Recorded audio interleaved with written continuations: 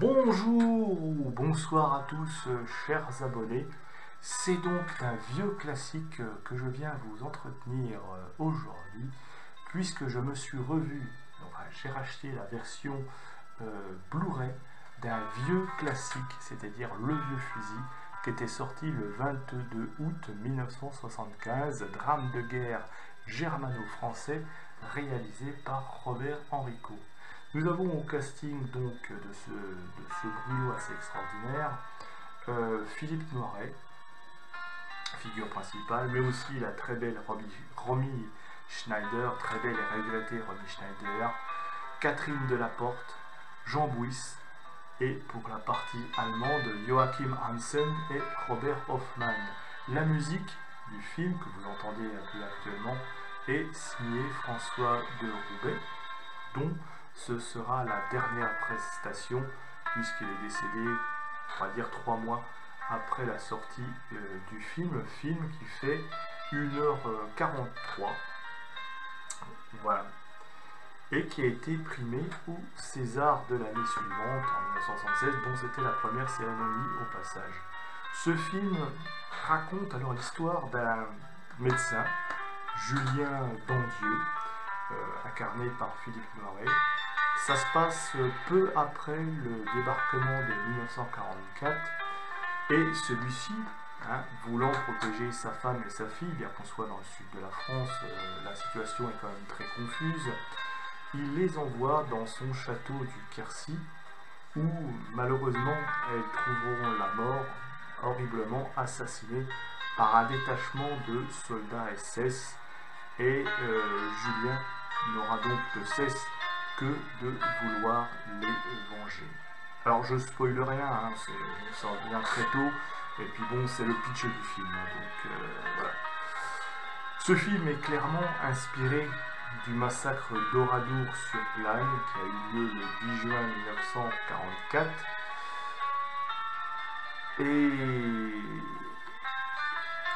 et les critiques ont été très divisées à la sortie de ce film, mais malgré tout ça a été un succès commercial puisqu'il a été nommé au César de l'année suivante dans 9 catégories. Il va en gagner 3, dont celle du meilleur film, celle de la meilleure musique, presque un hommage posthume, puisqu'il est mort, il n'a pas pu recevoir son prix, et bien sûr meilleur acteur, avec c'est vrai que Philippe Noiret nous livre là une prestation incroyable dans ce film qui réalisera et totalisera plus de 3 millions d'entrées. C'est énorme pour l'époque, et c'est même énorme aujourd'hui à l'heure actuelle. C'est peut-être l'un des plus grands films du cinéma français. Alors comme je vous dis, c'était un film de guerre.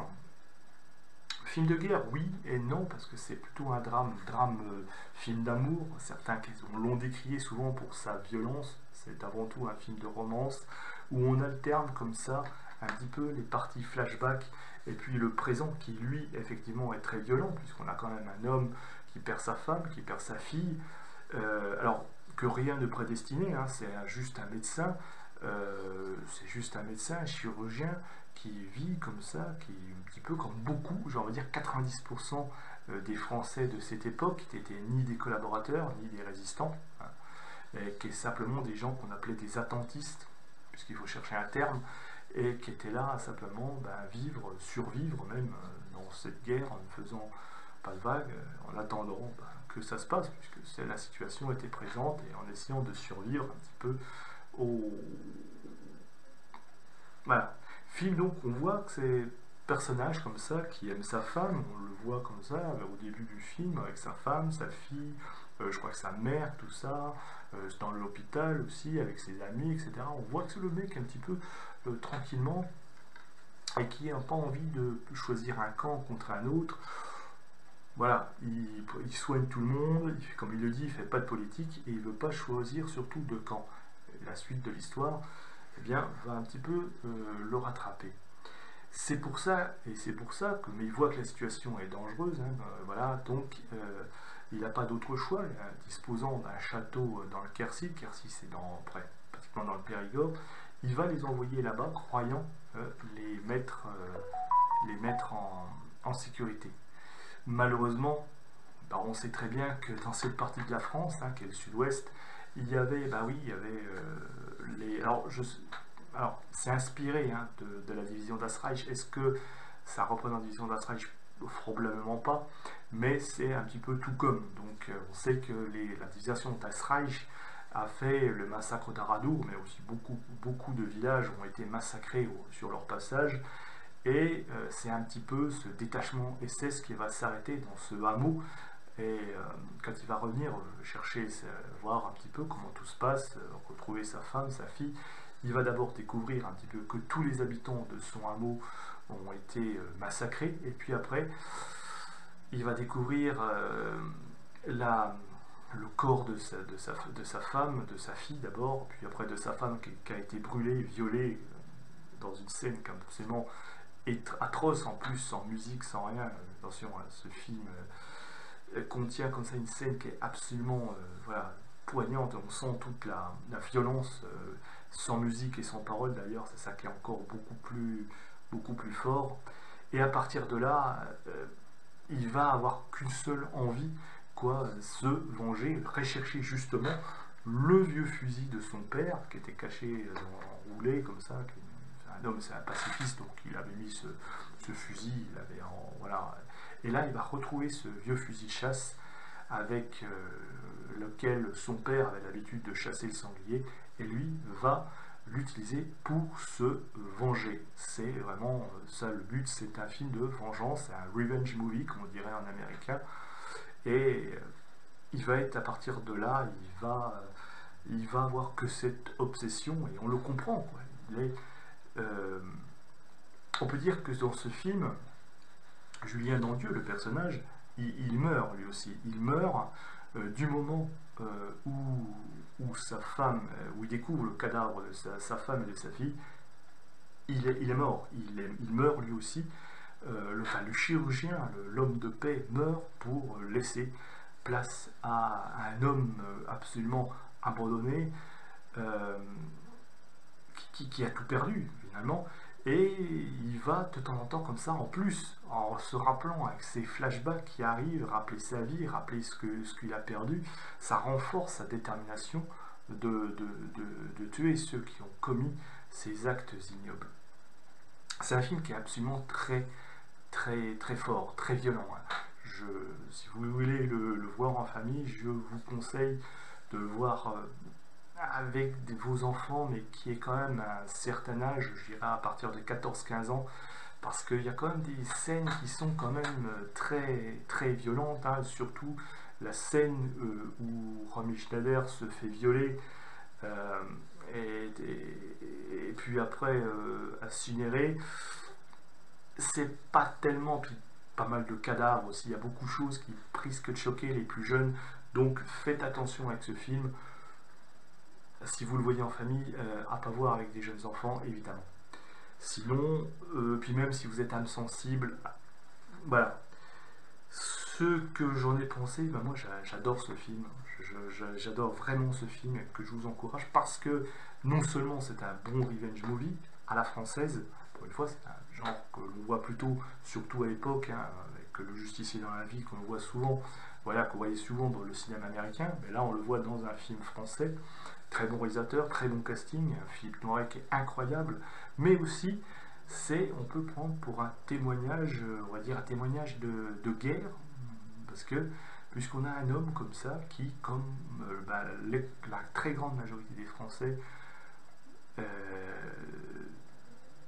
ne veut pas prendre parti, eh bien la guerre va le rattraper et personne, veut dire que dans la guerre, personne n'est à l'abri. Jusqu'au bout. On rappelle qu'on est qu'en 1944. La fin de la guerre, c'est 1945. On a encore des mois à se battre dans une situation confuse, dans une France qui est littéralement coupée en deux, en quatre, en tout ce que vous voulez, en plusieurs chapelles. On voit des miliciens, on voit des FTP, il n'y a plus de justice. Et justement, dans cette absence de justice, ce qu'a subi cet homme, Julien Dandieu, il peut se plaindre à qui? À personne, c'est la guerre. Mais lui, il va se faire justice lui-même.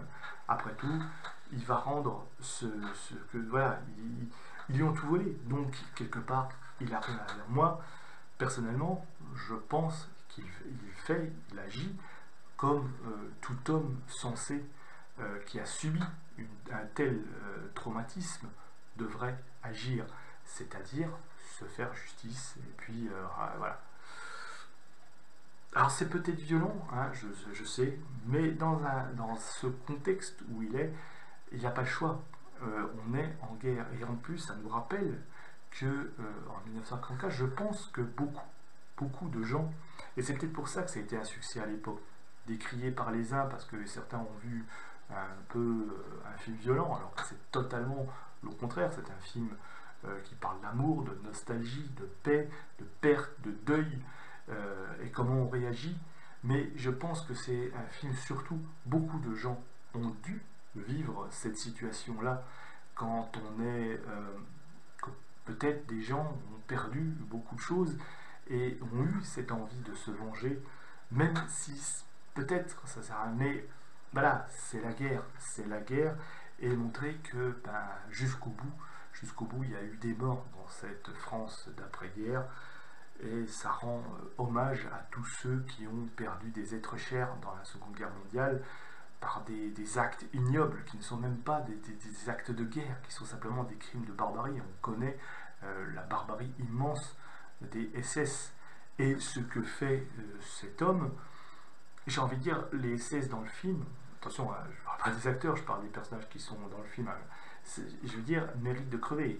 Je veux dire, le SS, il faisait pas de quartier, c'était des fanatiques, des fous, des choses. Donc, voilà.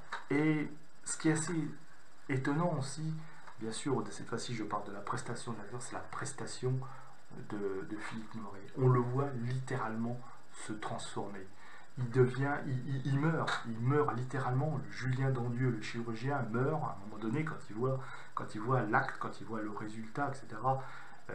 Il devine, il comprend quelles ont été les souffrances de sa femme, et là il meurt symboliquement pour renaître dans une espèce de vengeur, de quelqu'un qui va vouloir sa vengeance. Il devient quelqu'un d'autre, et on voit cette transformation. C'est un film qui est dans ce cas-là absolument poignant, en plus renforcé par les flashbacks. Donc on comprend combien il a vraiment de haine en lui. Haine pour ceux qui ont fait ça. Surtout, il y a cette scène à un moment donné incroyable où ils sont dans son château. C'est son château, hein. Et lui, il regarde derrière un petit peu parce qu'il connaît les souterrains, donc il y a une sorte de glace sans teint. Il regarde comme ça les Allemands qui vont prendre son projecteur et passer ses films de vacances. C'est un viol. Il viole son intimité, et tout se lit dans le regard de Philippe Noiret, qui regarde comme ça derrière son miroir, qui regarde un petit peu ces Allemands, ces barbares un petit peu qui sont en train de violer son intimité, de violer ses souvenirs. Et ça, on voit que sur son visage, ça renforce la haine qu'il leur porte. C'est pour ça que ce film, vraiment, est une réussite, et même encore aujourd'hui, il n'a pas perdu une ride.